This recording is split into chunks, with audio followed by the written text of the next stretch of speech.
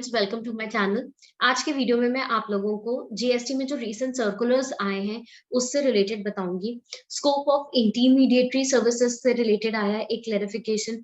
दूसरा सर्कुलर जो related issues हैं जीएसटी में, जैसे डेबिट नोट आप जब इशू करते हैं तो उसका आईटीसी कौन से डेट से लेना है, या फिर फिजिकल इनवॉइस की कॉपी चाहिए आपको अगर आप सिस्टम से जनरेट करते हैं। ये सारे जो सर्कुलर आए हैं ये मैं आपको इस वीडियो में समझाऊंगी।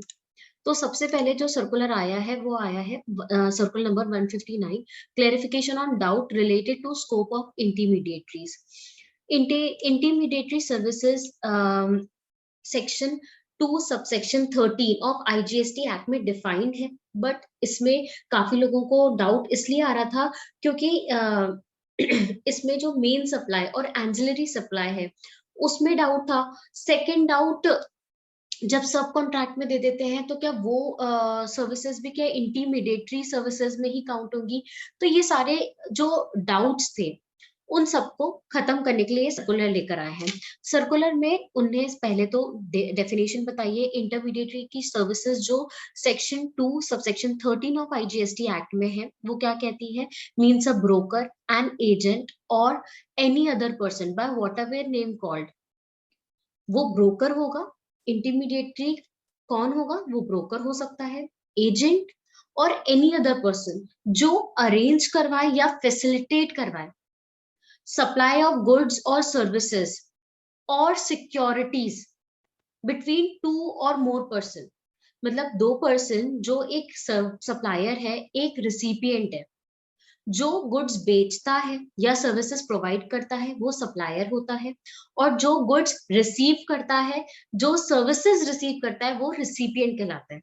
ये दोनों ही इंटरमीडिएटरी नहीं है। इंटरमीडिएटरी कौन है, कोई तीसरा पर्सन है जो इन दोनों को सप्लायर और रिसिपिएंट को मिला रहा है, जो अरेंज करवा रहा है सप्लाई ऑफ गुड्स और सर्विसेज या फिर सिक्योरिटीज दो लोगों के बीच में, वो इंटरमीडिएटरी कहलाएगा। But does not include a person who supplies such goods or services or both or security in his own account। मतलब वो नहीं बेच रहा है, सप्लाई नहीं कर रहा वो गुड्स और सर्विसेज, वो सिर्फ दो लोगों को मिला रहा है कि वो लोग गुड्स या सर्विसेज का आदान प्रदान करें। कोई जो तीसरा पर्सन है ब्रोकर, वो इंटरमीडिएटरी कहलाएगा। ये तो सिंपल साट अपनी आईजीएसटी एक्ट में जो डेफिनेशन बताई है। इसके बाद ये बताया कि जो कॉन्सेप्ट उठाया इंटरमीडिएटरी का वो सर्विस टैक्स रिजीम से उठाया गया। सर्विस टैक्स रिजीम में rule 2F of place of provision of service rule 2012 में नोटिफिकेशन द्वारा इंटरमीडिएटरी को एक्सप्लेन किया गया था। तो एज इट इज ही डेफिनेशन सर्विस टैक्स रिजीम से ली गई है जीएसटी में। बस एक चेंज करा है, वो भी एडिशन किया है। कौन सा, कि जहां पर वो सप्लाई ऑफ सिक्योरिटी वर्ड जो है वो ऐड करा है जीएसटी में। अदरवाइज सप्लाई ऑफ गुड्स और सर्विसेज पहले से था, सिर्फ सिक्योरिटी वर्ड ऐड करा है जीएसटी में। तो मतलब जो सर्विस टैक्स में मीनिंग था वही जीएसटी में सबसे पहले क्लेरिफिकेशन ये करा गया है। उसके बाद उन्होंने जो ये डेफिनेशन मैंने अभी आपको बताई उसको उन्होंने पॉइंट वाइज समझाया है। फर्स्ट पॉइंट क्या है, minimum of 3 parties. Intermediary services में 3 लोगों का इन्वॉल्वमेंट जरूरी है। एक तो सप्लायर, एक रिसिपिएंट और एक थर्ड पार्टी ब्रोकर, जो कि इंटरमीडिएटरी कहलाएगा, क्योंकि वही है जो फैसिलिटेट और अरेंज कर रहा है। अरेंजमेंट और फैसिलिटेशन में ये दो वर्ड इंपॉर्टेंट है, क्योंकि जो मेन सप्लाई तो वो होगा जो गुड्स बेच रहा है या फिर सर्विसेज दे रहा है, वो मेन सप्लाई है। और जो रिसिपिएंट ले रहा है, गुड्स ले रहा है या जो सर्विसेज रिसीव कर रहा है, जो रिसिपिएंट है वो मेन सप्लाई, वो दोनों मेन सप्लाई कर रहे हैं। पर जो एंजिलरी सप्लाई क्या है, जो ब्रोकर है, ब्रोकर जब तक उन दोनों को रिसिपिएंट और सप्लायर को नहीं मिलाता तब तक जो मेन सप्लाई है वो नहीं हो पाती। तो इंटरमीडिएटरी कौन सी सर्विसेज प्रोवाइड करेगा, एंजिलरी, मेन सप्लाई नहीं होगी। आगे अपन एग्जांपल भी देखेंगे। तो 3 पार्टी का इन्वॉल्वमेंट जरूरी है। वैसे ही 2 डिस्टिंक्ट सप्लाईज होनी चाहिए, मेन सप्लाई और एंजिलरी सप्लाई। एंजिलरी सप्लाई कौन सी होगी, फैसिलिटेटिंग एंड अरेंजिंग की, और मेन सप्लाई क्या होगा, गुड्स और सर्विसेज में जो डील हो रहा है। ये उनने सेकंड पॉइंट बताया कि 2 डिस्टिंक्ट सप्लाईज होंगी, बिल्कुल सही है।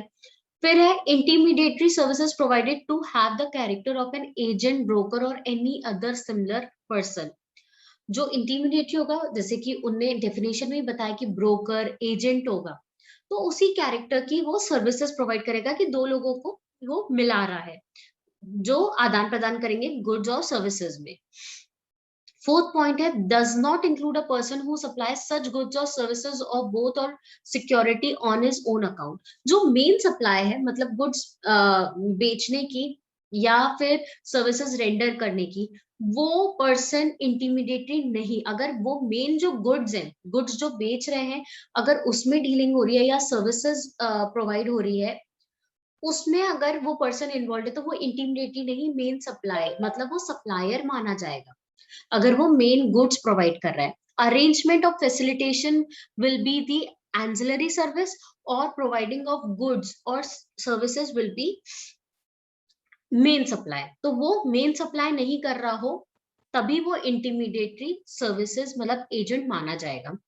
इसके अलावा एक और पॉइंट उन्होंने ऐड करा है, subcontracting of for a service is not an intermediary service. मतलब कि अगर फॉर एग्जांपल मेरे पास एक कॉन्ट्रैक्ट है बेचने का, कोई गुड्स बेचने का, बट मैं किसी को सब कॉन्ट्रैक्ट कर देती हूँ, तो जो मैंने जिसको सब कॉन्ट्रैक्ट करा है वो इंटीमीडिएटली नहीं कहलाएगा, क्योंकि वो भी मेन, मेरे पास अगर गुड्स नहीं है तो मैं सब कॉन्ट्रैक्ट कर रही हूँ, तो वो मेन सप्लाई कर रहा है, सब कॉन्ट्रैक्टर मेन सप्लाई कर रहा है, वो अरेंजमेंट या फैसिलिटेशन नहीं कर रहा। तो इसलिए subcontracting will not be termed as intermediary services. इसमें एग्जाम्पल भी बताया गया है। For instance A and B have entered into a contract as per which A needs to provide a service say annual maintenance of tools and machinery. A और B दोनों contract enter करते हैं कि A को annual maintenance of tool and machinery B को provide करना है। ए सब कॉन्ट्रैक्ट करता है सी को। अब C annual maintenance of tools and machinery किसको प्रोवाइड करेगा? बी को। तो क्या सी इंटीमीडिएटरी माना जाएगा? उसकी जो सर्विसेज है क्या इंटीमीडिएटरी सर्विस मानी जाएगी? तो नहीं, वो सब कॉन्ट्रैक्ट सर्विस मानी जाएगी। तो ये उन्हें क्लेरिफाई करा गया है। इसके अलावा इन्हें कुछ एग्जाम्पल्स बताए गए हैं कि कौन कौन से इलस्ट्रेशंस हैं जो कि इंक्लूड होंगे अपने इंटीमीडिएटरी में। For example, A is a software company which develop software for the client as per the requirement. A has a contract with B for providing some customised software for its business operation. A outsourced the task of design and development of a particular module of the software to C, for which C may have to interact with B to know their specific requirement. In this case, C is providing main supply of service or design and development of software to A, and thus C is not an intermediary in this case. तो जैसे अभी अपन ने A B C वाला case देखा था, ये बिल्कुल similar ही illustration है कि ए सॉफ्टवेयर कंपनी है, वो बी के लिए एक सॉफ्टवेयर डिजाइन कर रही है, बट ए ने सब कॉन्ट्रैक्ट कर दिया सी को, तो सी अब सॉफ्टवेयर डिजाइन करके देगी बी को, तो subcontract is not an intermediary service. तो ये सारे इलस्ट्रेशंस उन्होंने बताए हैं, बट उन्होंने लास्ट में ये भी बताया कि जो हमने इलस्ट्रेशंस कवर करे हैं, दिस डजंट मीन कि आपका केस में भी वही होगा। आपको जो डेफिनेशन है, डेफिनेशन के हिसाब से ही देखना है कि ये इंटरमीडिएटरी सर्विस है या नहीं है। तो होप आपको ये सर्कुलर समझ आया होगा। अब अपन नेक्स्ट सर्कुलर पे चलते हैं।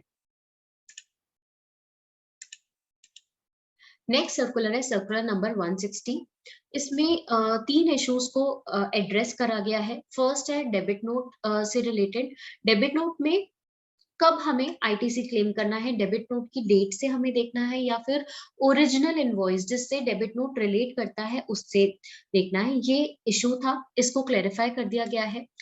सबसे पहले उन्होंने बताया है कि सेक्शन 16 सबसेक्शन 4 में टाइम पीरियड बताया गया कि आप कब तक एक इनवॉइस के ऊपर जो इनपुट टैक्स क्रेडिट है वो कब तक आप क्लेम कर सकते हो।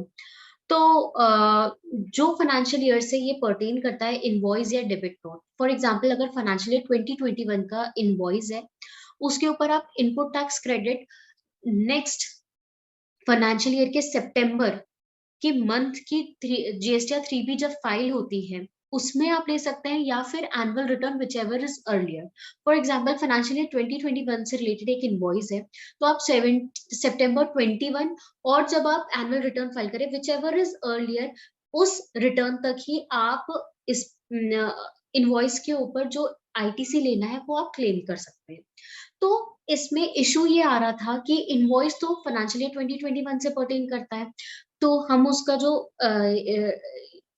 आईटीसी है वो सितंबर तक क्लेम कर सकते हैं, बट डेबिट नोट कभी कभार next financial year for example मई या जून जून तक डेबिट नोट इशू होता था, तो उसकी डेट भी सितंबर ही आती थी।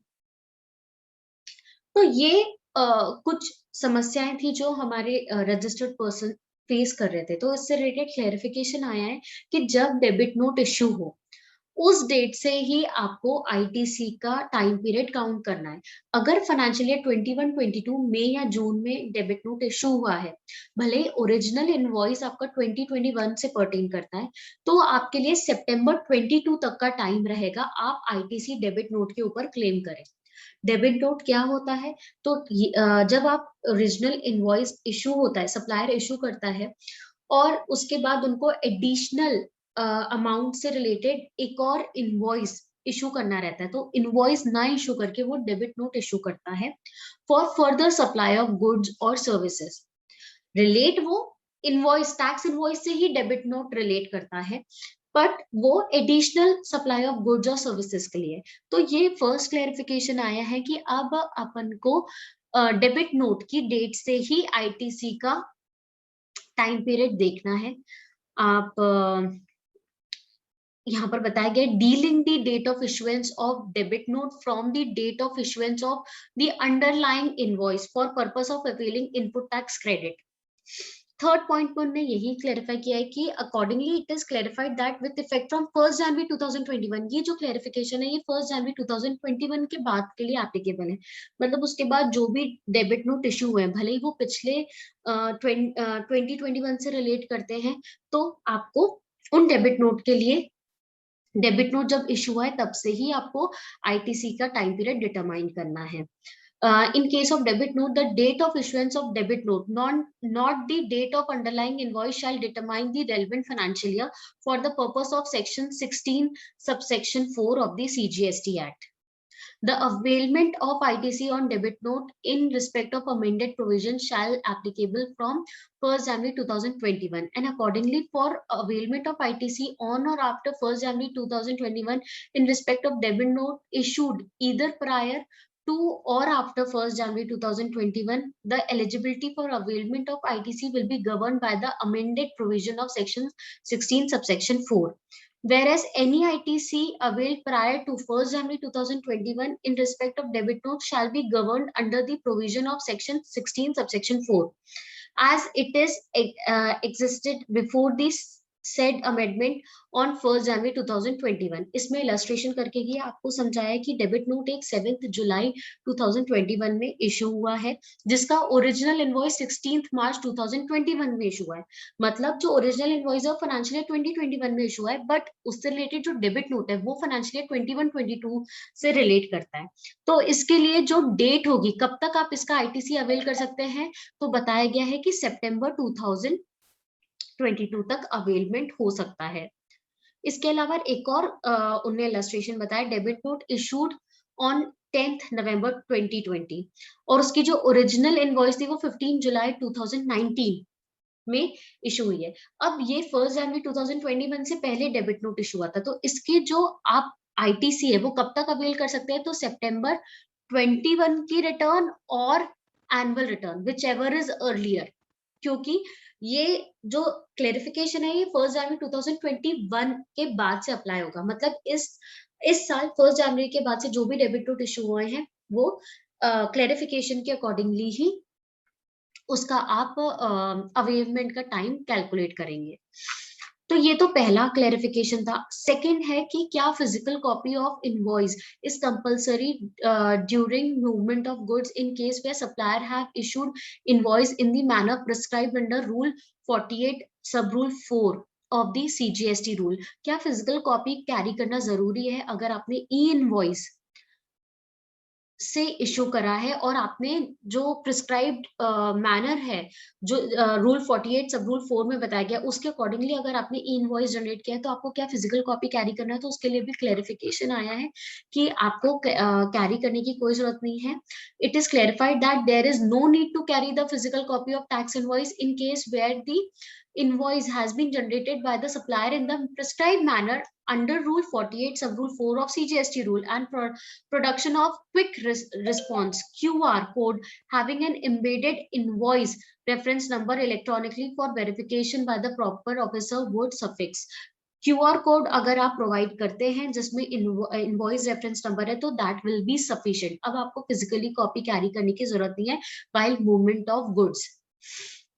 इसके बाद जो थर्ड क्लेरिफिकेशन आया है वो first provision to section 54 sub rule 3 के लिए आया है कि जो restriction first provision to section 54 sub rule में बताया, क्या वो अगर आप निल रेटेड गुड्स या फिर एग्जेम्प्टेड गुड्स एक्सपोर्ट करते हैं तो उस पे भी क्या रिस्ट्रिक्शन अप्लाई होगा. तो फिर इसमें क्लेरिफिकेशन आया है कि जो रिस्ट्रिक्शन है फर्स्ट प्रोविजन का कि आपको 2 ईयर से पहले पहले एप्लीकेशन फॉर रिफंड फाइल करना है, वो निल रेटेड या एग्जेम्प्टेड गुड्स में अप्लाई नहीं होता है. Accordingly it is clarified that only those good which are actually subjected to export duty, that is on which some export duty has been paid at the time of export, will be covered under the restriction imposed under section 54 subsection 3 from availment of refund of accumulated ITC.